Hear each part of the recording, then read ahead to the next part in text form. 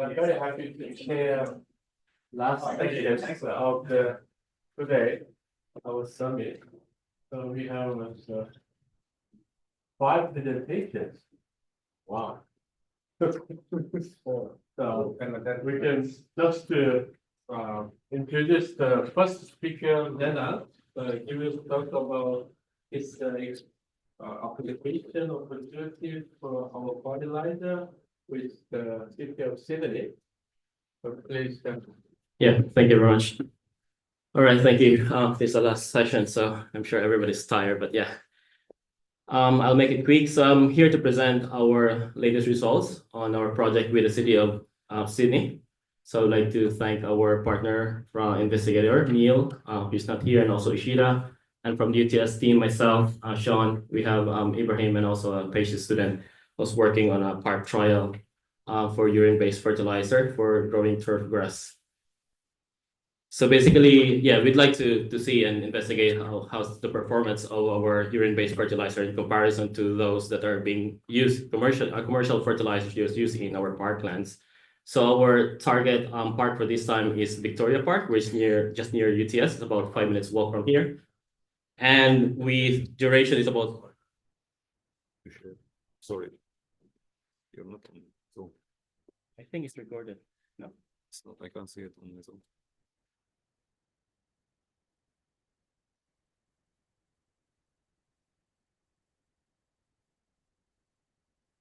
Which one are you sharing? This one? Screen 2? I think so.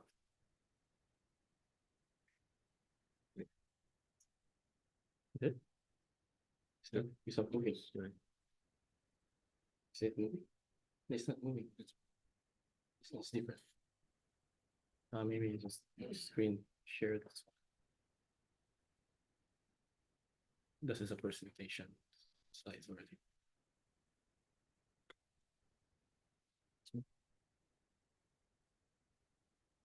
Okay. Yeah, I can check it from here. that's fine. All right. Okay, so last year I also gave a presentation of an update of what we did in 2023 as the first trial for our park trial in Victoria Park. That was done in winter time. Although the results were not too conclusive at the time, we wanted to show comparison during the summertime. So we had this planned out to start off around January this year. So this is the location that we're near it is near the car park in Victoria Park. So we found this location to be flat and also a lot of sunlight as well. It's exposed and it's not covered with shade. So it's a good spot for us. And it's pretty much, it's like a demonstration for the public as well. So a lot of people can actually see, and some of the people actually coming and asking questions about what we're doing there. And it's kind of giving a lot of information for the passerby as well as we talk about this. Yeah, this was our plan, basically conducting our experiments in an area about it's a big area with 4 replicates for our process. We started in January. However, when we started doing that, we connected with Sydney. We started Sydney University to do our soil test. In February, suddenly the park was closed, just because there was asbestos contamination. So we started our test already, and we were told, okay, please don't do anything yet. Just wait for us to give you instructions what to do. And so we were thinking, okay, maybe 1 or 2 weeks would be enough, probably. And then it came to 5 to 6 months of closure. So it means it started with Victoria Park. It was closed overall, and the rest of the other parks will have asbestos contamination, and they have to treat that one. And it took several months to do that. So we could not really do anything much because we didn't have any alternative park because everything is closed. So we had to do something else. So yeah, so we have started that one. We did all the soil samples and everything, but sad to say it was closed like that. And the whole park, we were not given access anymore. So what we did for the meantime was to do a pot test while waiting for the park to be opened. So our goal was to check on the viability for turf grasses. And as a starting point, we tried annual ryegrass as our sample for this one. And we put some lights like LED lights that can have operation for 18 hours. and 6 hours of off, just simulating the day and night time. And our potting soil that we used was vermiculite. So basically it's more of sterile soil type of pot test for this. We use Orval or urine-based fertilizer in comparison with the commercial, the granular type of slow release fertilizer. Of course, at that point in time, we were not really doing a lot of preparation in terms of comparing with a liquid fertilizer, but at this time we started with a granular fertilizer that the parts are actually using in comparison with our liquid fertilizer. And there's another food soil coming from a dehydrator also that we try to test and compare the results with our urine-based fertilizer. So these are the fertilizer properties for the commercial MP origin that are being used in parklands in Victoria Park. And this is our properties for our current Orval liquid fertilizer. So what we did was we set up a number of pot tests here. So we put some vermiculite for this, and we added about 50 of those seeds from rice seeds to have all of these planted over the vermiculite. It's a coarse kind of vermiculite that we added. And then we had this LED light turned on for 16 hours, automatically turned off for 8 hours. And we did this test for 1 month, for 30 days for this type of test. We have applied a urine fertilizer. So we did 4 replicates for this one. And every 3 to 4 days, we also applied watering for the plants for about 100 mils for that. And after, during the duration, we monitored the grass height and other things, the color and everything. And after 30 days, we also cut the grass and weighed the mass of the grass for the dry and wet weight and compare it with the overall performance of the grass based on different kinds of fertilizers. So these are the treatment conditions we have. So there are 4 replicates for this. The T1 is based on the commercial slow release fertilizer. And the T2 is on a full dosage. So we calculated the amount of nutrients that we have in terms of the nitrogen content. So we added this one as a full dosage at the start of our experiment. The T3 is half dosage. So we started a half dose at the start of the experiment. After 2 weeks, we added another half dose to test out the performance of this our fertilizer and also a soil food. So this soil food is from a dehydrator. Unfortunately, after 1 week, we found out there's a lot of molds and everything in that soil compost. So we had to not continue with that one because of some issues in the laboratory. So we just continued between commercial fertilizer and Orval as well. So our results indicated that there's germination in about 5 days when we applied the fertilizer for everything. So there was germination about 5 days. You can see here the T3, we have the second dose of the Orval. But as you can see, the control is the one without any fertilizer, it's just water that we're just watering on that plant. T1 is the commercial one, which is basically what we expect in a way because it's a slow release fertilizer. So basically the slow release will take a lot of time for it to actually take effect. But we only did it for 31 days or 1 month. And we can see from here, more or less the T2 and T3 are more or less in a similar pattern, in a growth pattern. But ultimately, the T3, which is the half dose and half dose of dosage, came on top. In a way, it's not too far, but they have a better height overall. So we measured the height from the base of the grass blade. So we found that the T3 has the highest height for this, and in terms of overall growth, we could say it's a good growth for that. Color, in terms of color, if you look at the color here, you can see yellowish for a bit yellowish color for the grass on the control.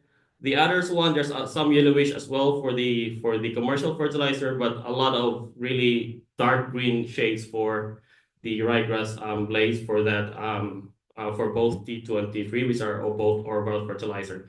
So you can see from here in terms of weight, we also look at the wet weight in the blue column, and also the orange is the dry weight. When we after we harvesting and cutting the grass, we dried it in overnight 24 hours at around 40 degrees Celsius in an oven, and also we 24 to 48 hours of drying, and then we reweigh the amount of the mass of these cut grass.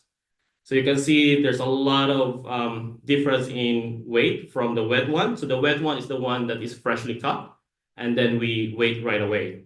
But there's a really good trend as well. For the weight or the control, it means that, yeah, there's less amount of grass that we're growing for the control, and then more ultimately have more weight for the both oral fertilizers in terms of single dose and 2 doses of half strength of this fertilizer. Similar thing has happened on its dry weight at the end. In terms of the number of grass strands, more or less they're almost similar, although the T3 looks like there's some more growing of those strands. Yeah, and overall germination yield between each other also yield better results for T3. Although this one is just mainly from the physical observation, so we have not really looked at the micronutrients uptake and everything like that. That's one of the plans that we're looking at now. We're going to continue doing this test or pot test while waiting for the grass to have a better condition. As of this time, I went there last week, or no, a few days ago in Victoria Park.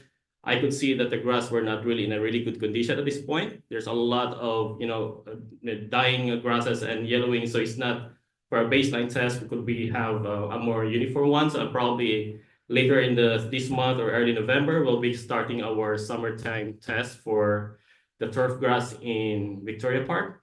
But at the same time, we're also going to have pot tests on different kinds of grasses. So in Victoria Park, it's mainly kikuyu grass. So we want to also to do that, but most of the things that we can find is a kikuyu blend with fertilizer only. So we want to find something else more, how to say, pure. If we can do that, some other type of grasses, you have cat grass as well, because there's a hydroponic system that's being used for cat grass that we want to compare as well. Some other types of grasses that are being used in turf cases as well. Additionally, we are going to include some liquid fertilizers to have a good comparison with our liquid urine fertilizer. So I have already bought some of these commercial fertilizers I might talk with for the yes one as well, for a type of fertilizer that we can use for liquid one. And we'll test it out for 2 to 4 months, and then we'll continue for around November until next year for the park trials in Victoria Park. And I've connected with as well for Western Sydney University to have a collaboration on testing with micronutrients and other stuff that we can look at. Yeah, so I'd like to acknowledge the City of Sydney for your help and support for this one. Thank you. Thank you, Leonard. So we have next speaker from ISF to UTS, Kelly. So she will talk about the value chain of the nutrient circular economy and PhD review study.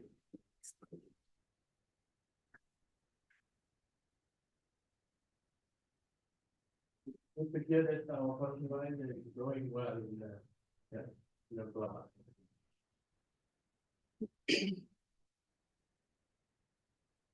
So why this time is the winter time they have a lot of yellow change the color as well.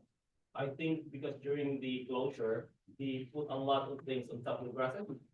And so many of the grasses were dying for a long time. So if you look at the grass now, it's really non-uniform. So we can still continue, but we have to put in different spots probably, just to have that more of a baseline test. But yeah, I'll wait for a few more days. Yeah.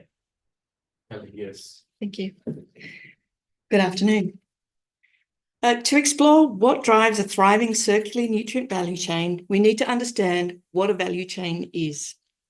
If you're looking at a circular diagram, and I'm going to use the NiCE Hub project thing, because everyone's seen this before. And it shows collection, processing, optimization, distribution, and a range of stakeholders for each function. Are you looking at a value chain or a supply chain diagram, or both? It is a good question. I'll leave you with that question and come back to it. I want to just quickly talk about market flow. So I'm going to leave you with the conundrum about the supply chain versus value chain. And I want you to think of an economic market. Most people will picture an environment where organizations and people exchange products and services for currency. What the many illustrative models of a market have in common is a visualization of an exchange of value, product, service, currency, information, and labor between households and production. More complex models will show different scales. Exchanges can be between business and business, otherwise known as B2B, think wholesale, businesses and people, think retail, people and people, maybe Facebook Marketplace. Some show what is flowing and in which direction, and some show interactions, including with broader stakeholders. Importantly to consider is that some exclude the broader environment in which this exchange takes place, the costs or impacts that are outside the fence. The detail at this point is not what I want you to take away, only to keep in mind that a market is about transactional exchanges. There is a buyer and there is a seller. A thriving economic market needs tension and rebalancing between supply and demand, suppliers and customers for an exchange of value to take place, and value needs to flow through the market to sustain it. A business or organisation operates in the market to facilitate these transactions. It may be the supplier, the customer, or it may operate in the spaces between the supplier and the customer, offering its product to the market or to a particular market segment. At the organisational level, the chain of activities that lead to the creation of value that is then exchanged for a product or service is referred to as the value chain. That is a hint.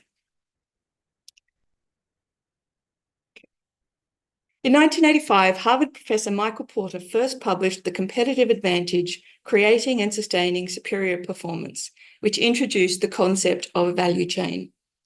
With a background in engineering, economics, and business strategy, Porter sought to broaden the view of business operations from being process-driven to considering the wider business activities and their contribution adding value to the product or service being offered.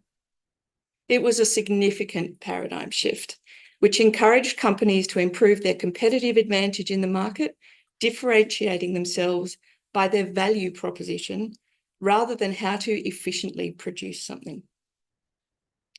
While not disregarding sales numbers, manufacturing and production optimization and efficiency, the focus shifted to understanding what target customers in the market are willing to pay for. And I think we heard the term earlier today, WTP, willing to pay. Prioritizing innovation, quality, service, and value for money over cost minimization. Additional focus was given to activity-based cost accounting by disaggregating the overall cost of production into each of the relevant value-adding activities that you can see along the bottom, and then broader ones across the top of that diagram.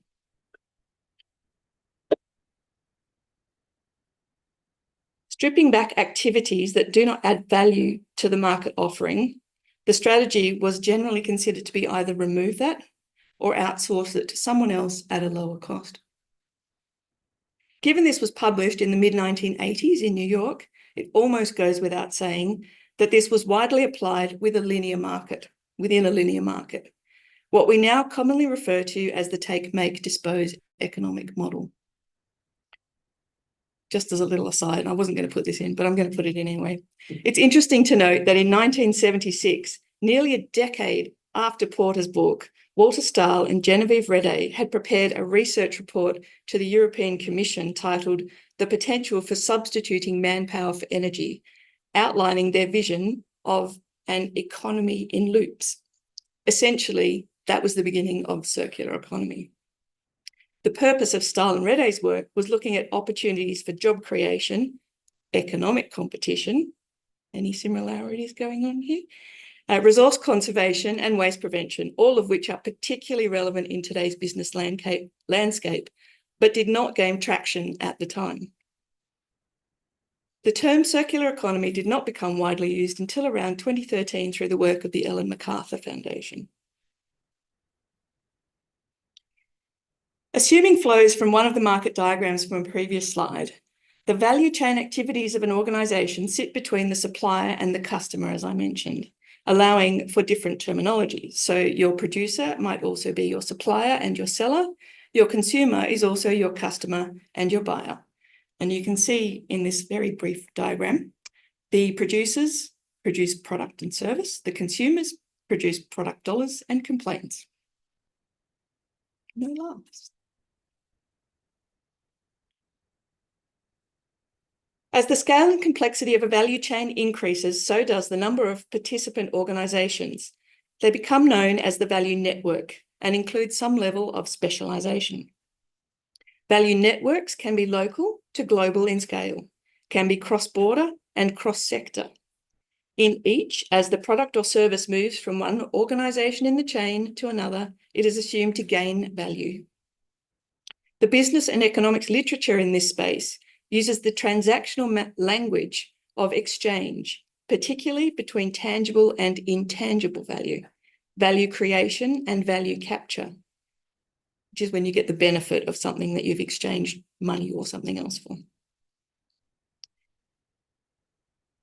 In a linear value chain, value capture points are assumed at particular transactional points. For example, a supplier captures value from the chain when they've paid for their goods, when they are paid for their goods, or a consumer pays for the end product and captures value from either the consumption, use, or possession of whatever that is.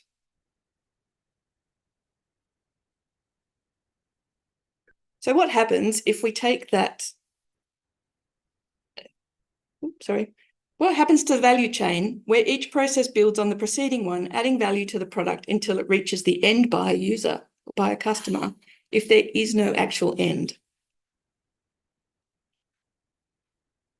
How does a value network tailor their product or service to a customer if that customer is also a supplier and tailoring their offering to the next customer? What happens to the value chain where one organisation or person may be both supplier and customer or fulfil multiple roles within the network? Simply bending the linear value network around and adding a connector, which in most models is actually resource recovery, is just not going to be enough. If these processes along the linear value chain are simply put into reverse gear to recover resources, how likely is it that the value each organisation along the reverse chain is capturing will be less than what the process has cost, given what value is being stripped back and wasted? Few examples exist that elaborate on how a circular value network might collaborate to co-create sustained value across the whole circular network, deliver that value, and allow for multiple points of value capture to cater to the pluralism of next customer needs.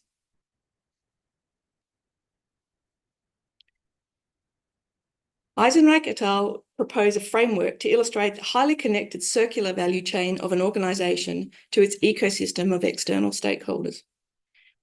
Activities that had been seen as supportive by Porter have been moved to the core of the system, indicating their importance as enablers and the significance of the business transformation that needs to take place. The activities of moving the materials or product flow around the cycle sit within the ecosystem of interactions and enabling functions. They are not the primary drivers anymore. Yet there is still not reference to the touch points, connections, and collaboration needed within network partners to really work towards circular economy principles and create sustainability value, eliminating waste and pollution, keeping materials circulating at their highest value for as long as possible, and regenerating nature. Synergies and collaboration are implied, but there is a dearth of clues in the literature around value co-creation within the network, and how to manage some of the challenges I've mentioned already with a relatively closed loop. If we take a look at what is different in a bio-based value chain, we're starting to include the environment as an active participant in the value chain. For the whole system to function, value needs to be regenerated in the chain after a next user has captured or exchanged value. One way to accomplish this is looking to broader cross-sector next users to participate in the value chain. We've been hearing results from some of the innovations in this space being tested over the last few days, where additional processes and stakeholders are being added to the system that also have a next user of their own. Black soldier fly larvae being fed on food waste to create protein feed for prawns. Algae fed on wastewater digestate to remove metals and toxins. Food waste being collected, dried and pelletized into curated mixtures of essential proteins, minerals and amino acids for chicken, pork and fish. Feces tokens that can be traded, potentially with cross-border value. It is only through diversifying the value network, building an entire ecosystem of business models with every scale of value proposition, cross-sector collaboration, and both economic and social participation, that the value chain will be able to thrive and meet the pluralism of needs and wants along the branching pathways. This whole of system approach, including cross-sector diversity, considering byproducts from other chains as inputs, and considering where value capture points and regenerative opportunities may be, will transform not only the business model landscape, but potentially how trials and technical research is conducted. The bio-based value chain works in the same way as Porter's original, just on a much bigger scale with greater complexity. You identify the components, you analyse their capabilities, cost, benefits, look for synergies and interactions that will increase the overall value of the whole. Of course, life cycle analysis and careful consideration of whole of system approaches can set boundaries and mitigate the risk of unsustainable decisions with unintended consequences. What doesn't seem to be addressed in much of the literature is how the individual businesses within the value chain interact with each other and where the barriers are on a network scale. In particular, what infrastructure can enable the system to have a net positive impact on economic, social, and environmental value creation.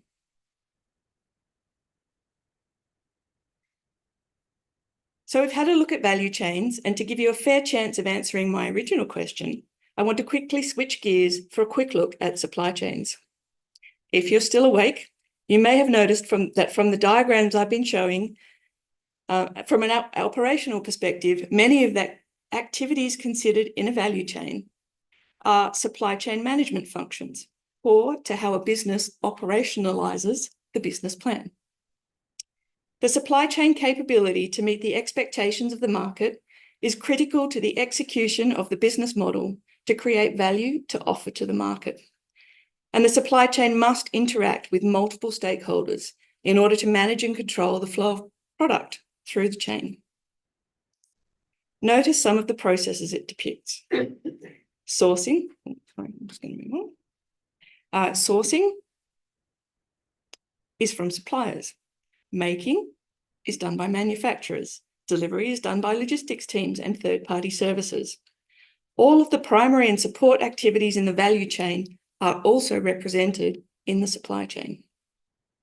Supply chain as a distinct field began to emerge out of manufacturing and operations in the late 1980s, recognizing that management of the supply networks that provide input to production is critical, and this cannot be done internally and must foster supplier and customer relationships, navigate regulatory and legal boundaries, and due to the flow of currency and exchange, must work hand in hand with financial instruments.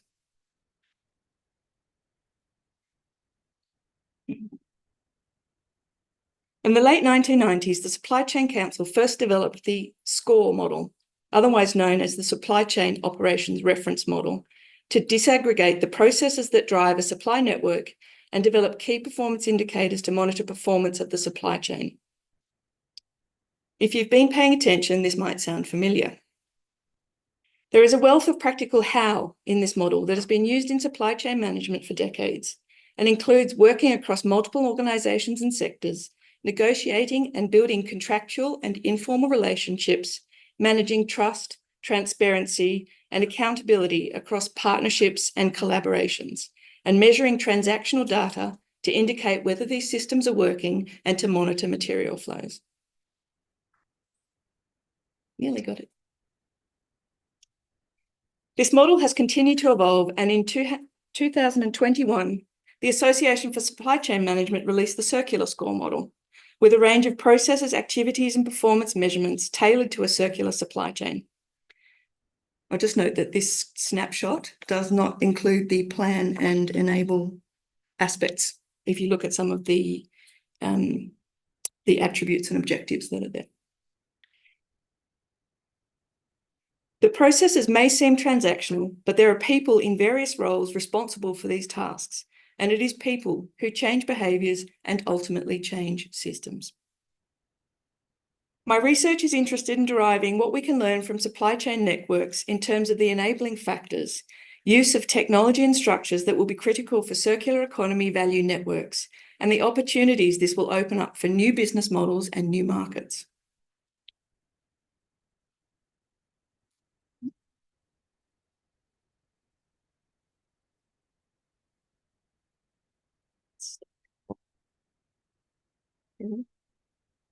Oh. Anyway. I've been mulling over the differences between value chains, supply chains, business models, and how these all fit together within a sustainable circular economy and the limitations of each. I came across this model which shows the enabling interactions between the supply chain network and business models that underpin the value network. So I return to my original question. Does this diagram represent a value chain or a supply chain? For fun, I asked ChatGPT. ChatGPT told me, in essence, the value chain is about maximizing value creation, while the supply chain is about optimizing logistics and efficiency. Do you agree? I don't. I suspect there is a lot of old information skewing the ChatGPT probabilistic answers. Thank you. Thank you.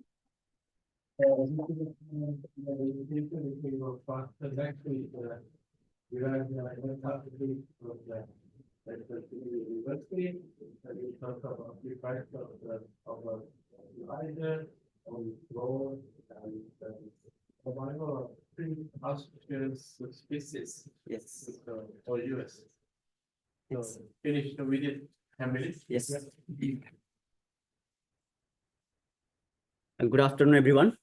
I'm Neeraj Yadav, and I'm first year PhD student doing on Western Sydney University under the supervision of Professor Jeff Powell and co-supervised by Dr. Jason, Dr. Sherai, and Professor Bernadette McAvey. So at the end, all of us, we are discussing to make it commercialized or the nutrients available to the fertilizer level. So there, here I am going to show what I found after using the urable at the end user. So today I'll be discussing the fertilizer, the one urable we are using, what challenges we can see in the agriculture level.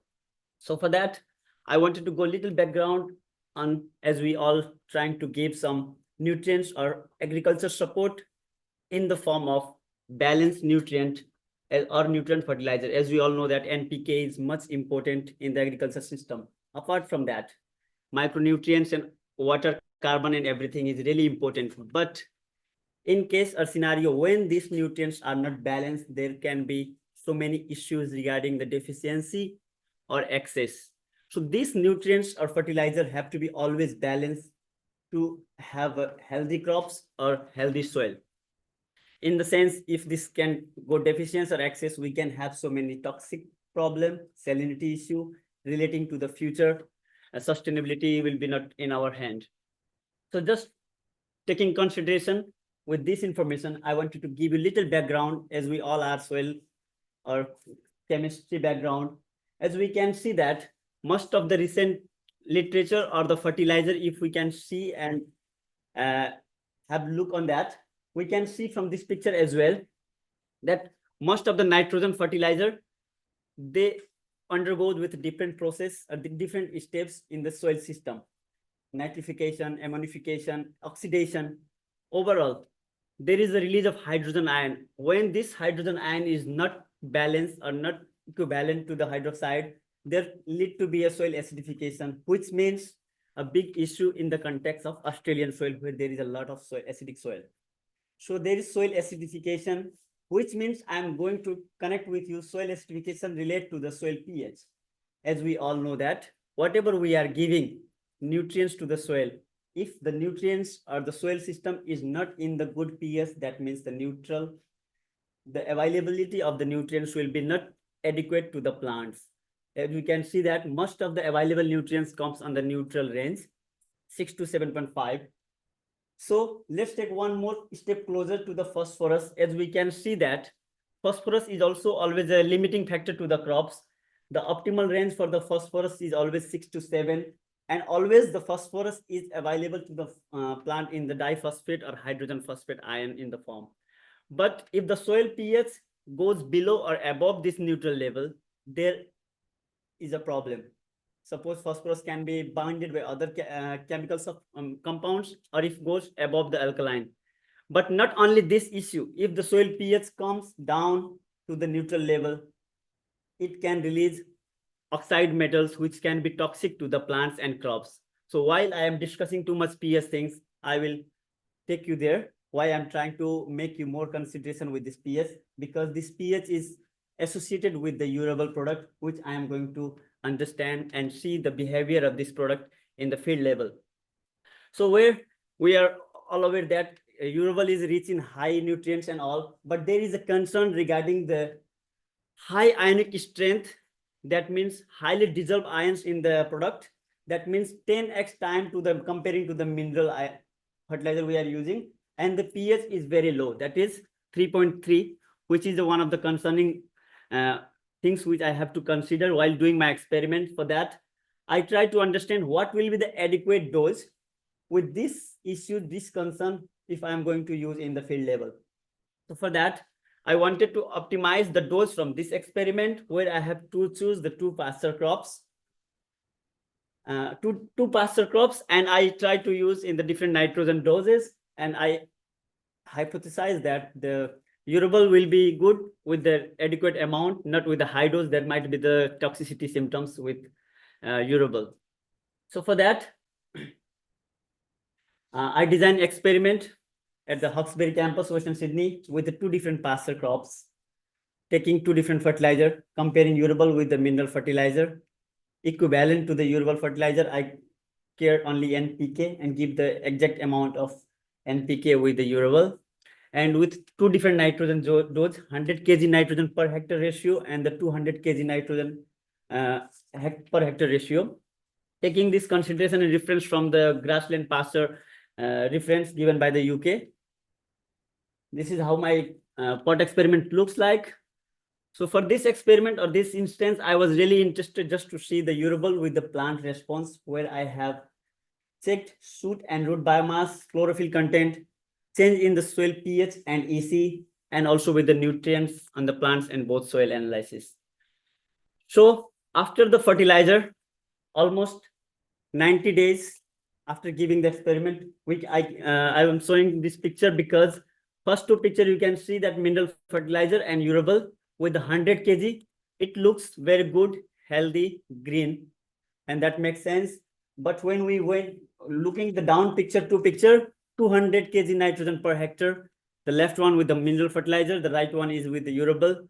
Mineral fertilizer, plants still looks good, healthy, and easily accessible, but with the urable, all the plant were died, looks like highly toxic for this plant with this urable. So I go more closer to that to understand now.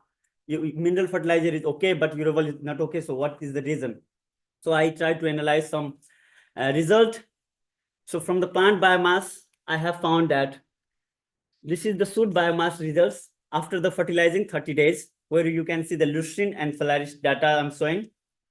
So leucine and phalaris, two different kind of species. I will not discuss a lot about that, but what I have found with the urable and mineral fertilizer here, with the leucine, there is no significant difference in between any fertilizer type or any doses. But with the phalaris responds very good with the urable, leading to high biomass and high yields.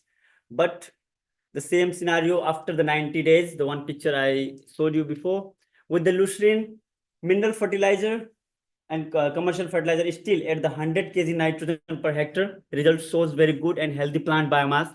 But for the lucerne, you can see at the 200 kg nitrogen dose, there is nothing remains, no biomass remains, but still with the Phalaris 200 kg urable decrease the biomass, but mineral fertilizer still looks more healthier at the high dose itself.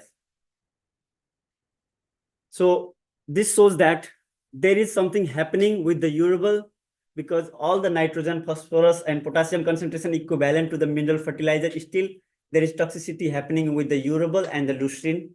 So I go one step more inside to just to check the chlorophyll content, how this fertilizer behaving with the plant species, where I have found that urable is again really behaving very well with both the plant types and showing that high nitrogen uptake, easy available nitrogen for both the plants. And also I have seen that with the urable treated plant, we have seen aphids were seated on the plants. That means nitrogen is available, easily available with the urable, but not with the mineral fertilizer. But overall, that nitrogen content was good for both of the plants treated. So again, just to understand, I'm trying to understand what might be the toxicity or the mortality issue. So I went more inside with the soil things to understand how this urable is behaving with the soil properties. Just I try to check regular. Sorry. Stop it. Stop your prediction. Yeah.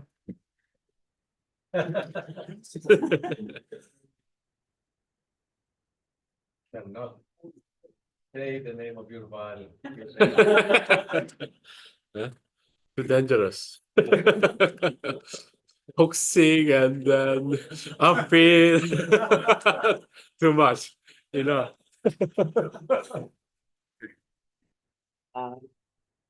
So I think everyone wants to see, yeah? Should I stop? Okay. Yeah, so just to see how this soil pH, as I already recall, the back soil urable pH was very low.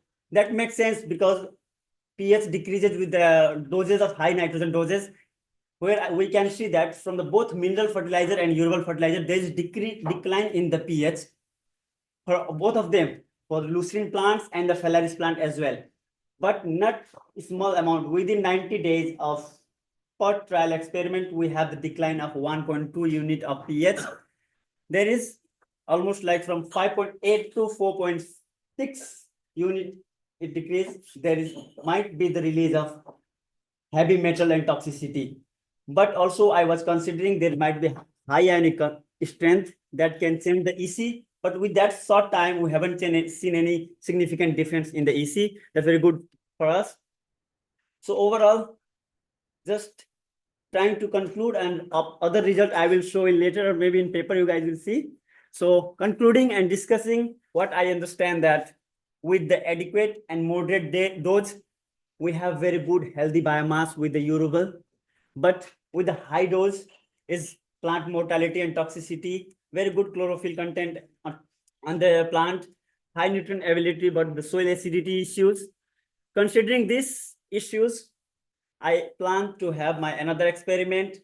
As we can see that lucerne at 200 kg and the Phalaris at 200 kg was not happy, and the 100 was happy. So I have planned to split more doses. So I'm doing another experiment to understand both from plant and soil perspective.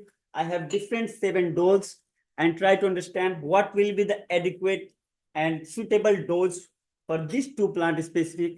So from this experiment, I will give at least this much dose we can give, which will be very good for our plants. Thank you, everyone. Thank you, NiCE. And if you We have a group photo. We can have a group photo. Yeah, please.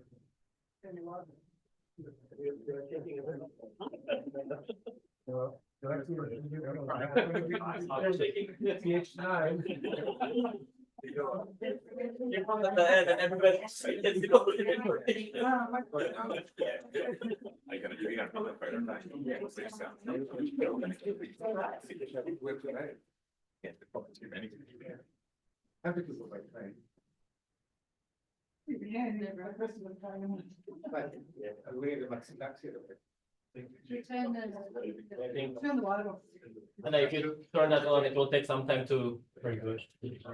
Yeah. Maybe a little bit here. Why don't you just say, we'll take that? Just black BP. Exactly. BP. Don't turn it off though. Yeah. Let me just speak control it on. Yeah.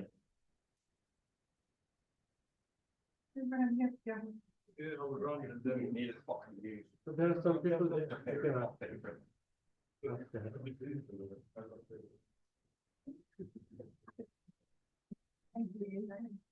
Thank you. Come on, man.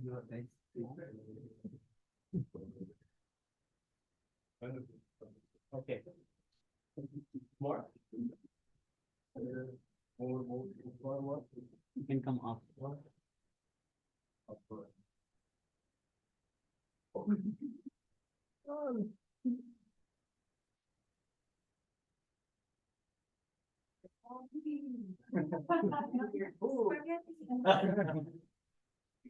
Okay, thank you. That's what I say to like 5-year-olds. I don't know what's happening.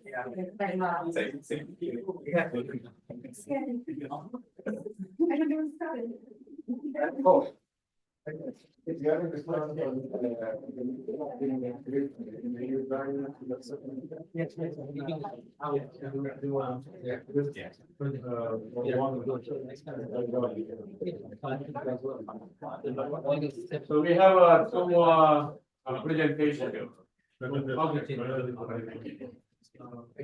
Not super, we have a presentation from US. Yeah.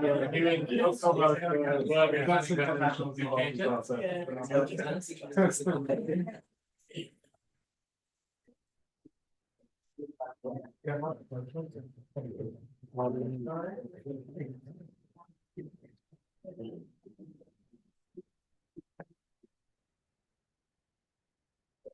Yeah. Okay. Hello everyone.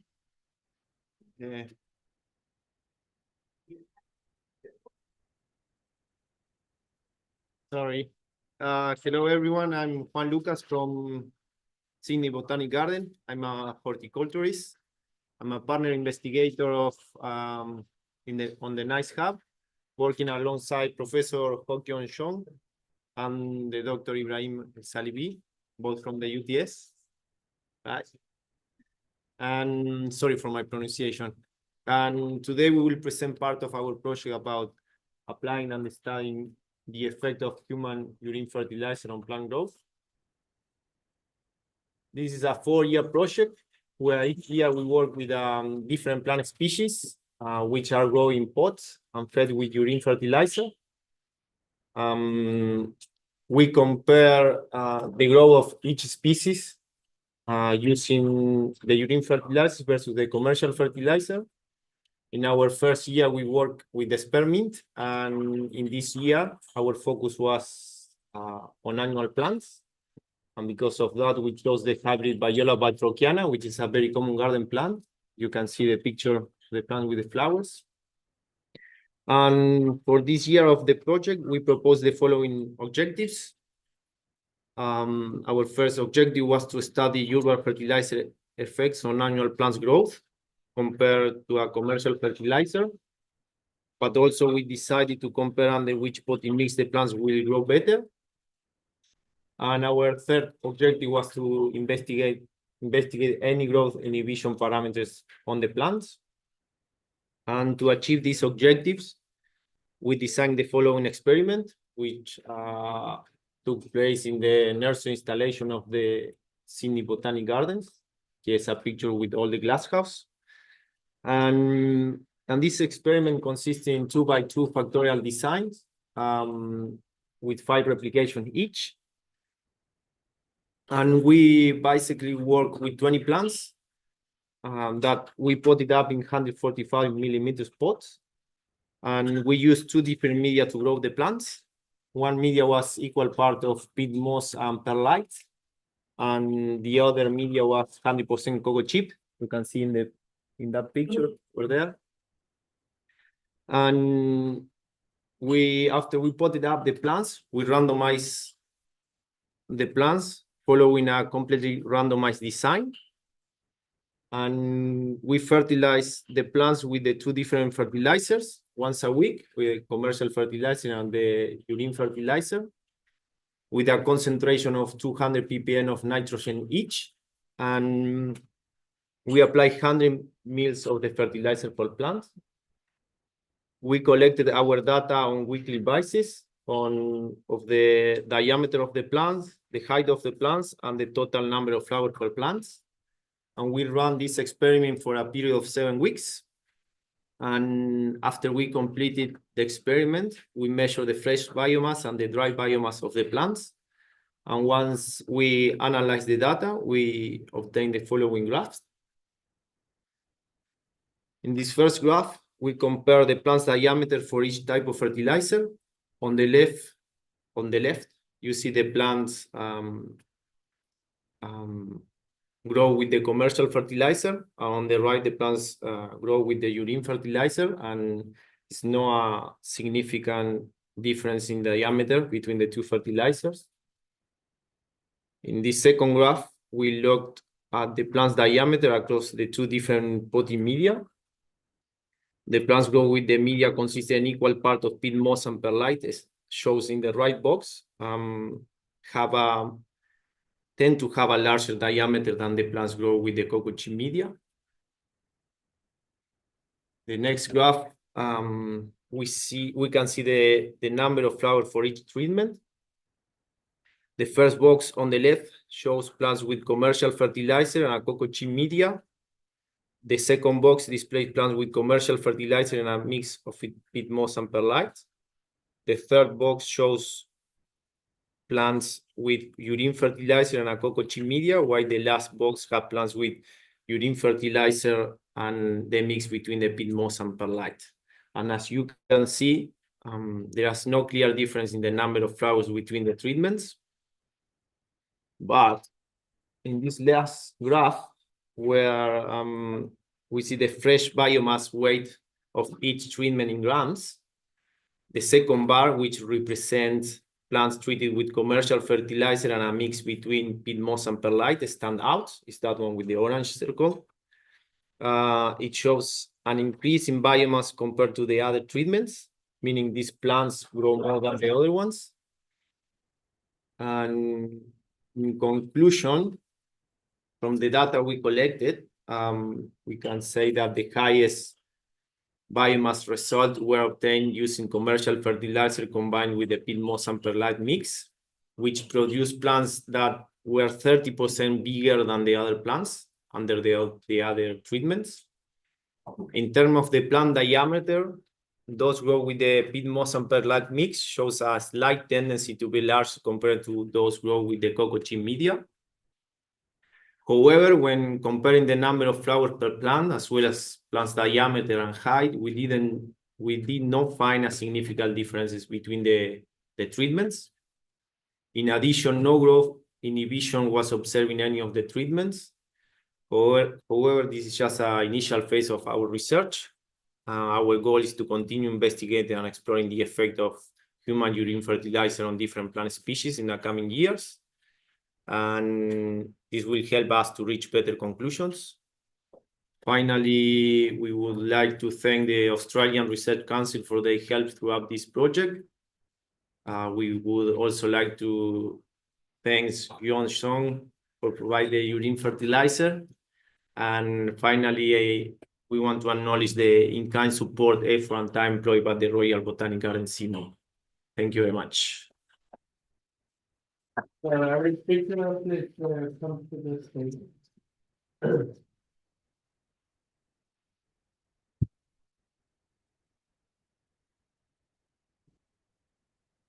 So very interesting and the user value chain, the discussion we have.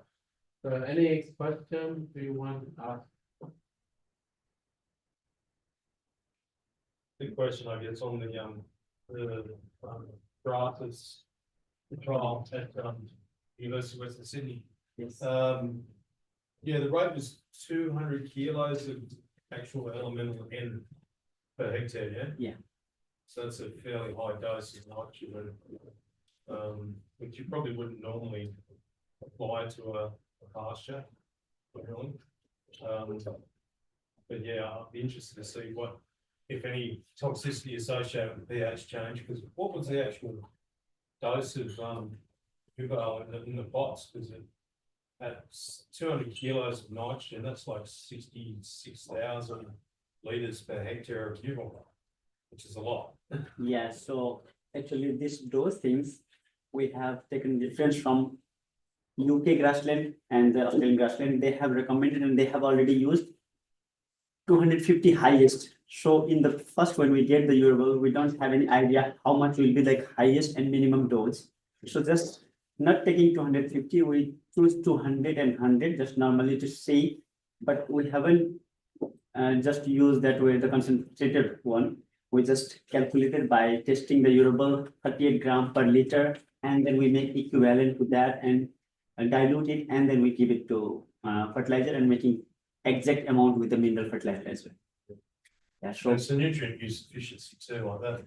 The nitrogen is 100% available as opposed to a mineral fertilizer where it's released in a much slower to the plant. So there's probably a nitrate toxicity factor going on there where you're giving the plant a big dose of 100% available nitrogen. So yeah, we suspect maybe nitrogen toxicity, maybe some ammonium as pH is decreasing, so metal oxide toxicity, but I can't say because I don't have soil data, only I have plant, but soon I will, and that's why I simplify the dose now. Yeah. That exact dose will be good, which will be healthier for this plant species. So soon I will provide the dose with this experiment. So goal is to optimize the dose from this experiment. It's really difficult, and I guess it's a question for you. If you fertilizer trials, it's comparing liquid fertilizers to granular fertilizers and their release patterns. It's very difficult to compare apples with apples. And I guess looking at the way that the release of that nitrogen occurs, you need to do a baseline in terms of how much nitrogen is being released over time of those granulars before you can compare that to a liquid that's going to give you immediate nitrogen response. So yeah, so it's a hard thing to do, but that's required to really understand what's going on. You try to it's a one-time application. Yeah, that's what we did, but this time I'm doing split and one time both. So the first experiment when I came, I just wanted to see, at least I wanted to find the boundary. So I found the boundary.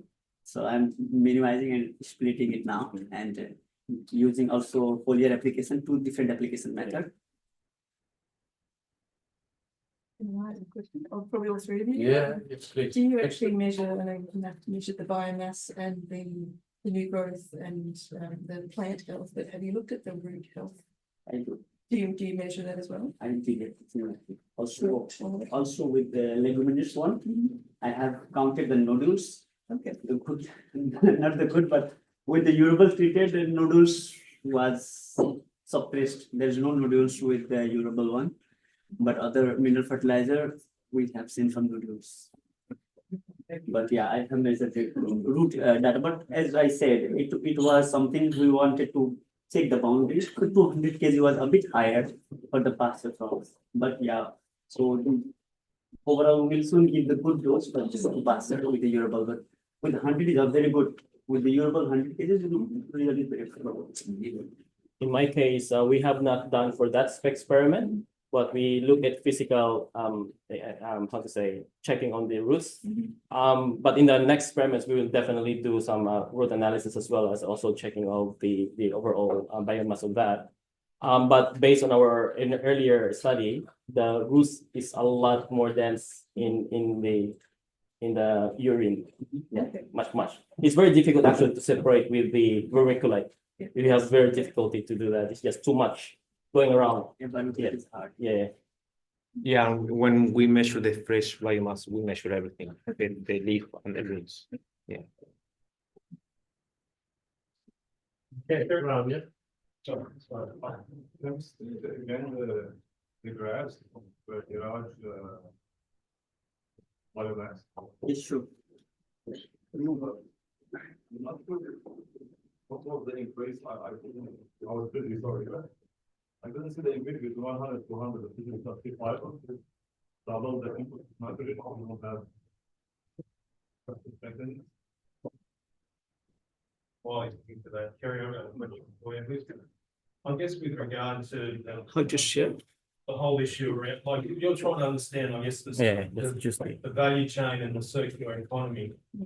The question around tangible versus intangible value, Yeah, is that something you're investigating as well, like the level, like particularly around this type of fertilizer, there's obviously a lot of intangible value that's associated with it.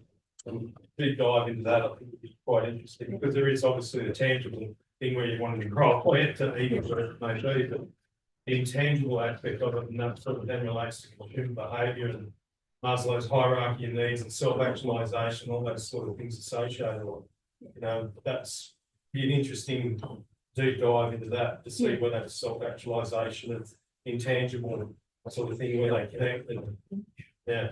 Yeah, Anyway, absolutely. I yeah. totally agree. And it also comes back to what Jordan was saying in his presentation, a lot about expectations are set by the paradigms and the values that we internalize. So that we can shift that and look to intangible value that's not necessarily about something physical that's in front of us, but it's value like in nature, more the priority was say in exchanges, of course, because we're talking about a market. Yeah, I think we're going to look at a better overall balanced system.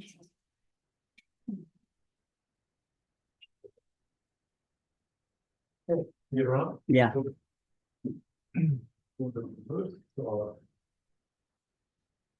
What are probably more than double? Yes, almost 2 years. More. The life response very well. For the commercial 100 and 200, is MF the commercial? Sorry? Is MF the commercial fertilizer? Yes, middle. Yeah, maybe the middle. Yeah. So between 100 and 200, you have the same, almost you have less biomass in 200 than 100. Yes. And then for the earth, when you have more biomass. Yeah. Hmm? Yes. So that's good to say Yeah. that in your results. Yes, it's. That's what your data shows. And Yeah. then I'm not sure if you did the mean separation to see the significance of the difference. That you obviously have drop in yield if you increase the input in your soil twice the amount of nitrogen. So that's at 30 days. At 90 days. So also you don't have significant difference. So that's, I'm assuming it's between 38 and 40. So and you have B. I mean, I understand that it's not significant. Yes, that's not So they significant. follow the same. That. So how do you explain that? It's like you recommend that you increase your input by twice, so you pay twice the money, but then you increase your yield by 1%. So if we compare just urable and not mineral fertilizer. Yeah. So makes sense. Urable is good with the phalaris very well. But if we just comparing with the mineral fertilizer, then we have to consider, because mineral fertilizer also we are giving that amount of nitrogen. Yeah, because you use the legume. Yeah. Yeah, you probably should use legume with nitrogen fixing and that's results. Yeah. Yeah, you probably all have that use another trial. Because your reference is nitrogen. and then you're using electric, you have management from microhydro. Yes, yes, of course, it's legumes, yeah. So, yeah, I think you should review that and then try to see where you can improve the use of the fertilizer and then how it can be more cost effective. It's interesting in the turf trial too, where you see the wet weight is huge. Yeah, the dry weight. Yeah. That indicates, your cell elongation. So with the nitrogen, you're just getting that massive cell elongation, which is giving you that huge growth, Yeah. but no real, biomass, yeah. Right, So yeah. it's, yeah, there is that cell elongation, Yeah. so it's too much light being released too quickly. Any other questions? Good, thank you. Thank you very much. So I would like to close our first night project. Thank you, Gary. Thank you, Dana, Mr. Abraham, for the hard work for organizing. With our investigative team student, yes, you are the future of our project, so please continue your nice work. And then we will see you next seminar again in Melbourne. Hopefully everybody can join Melbourne. We can have a further discussion. I want to see you more data next year. So we can have a more.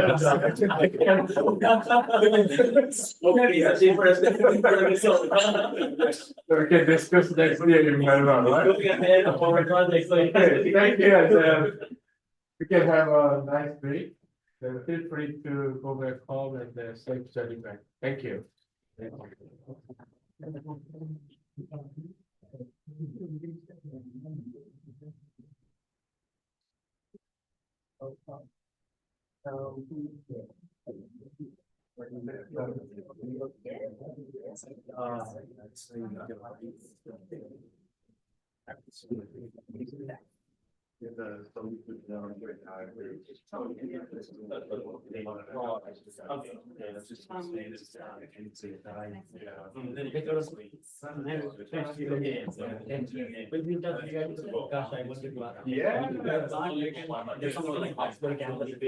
Yeah, that's great. Yeah, we want to.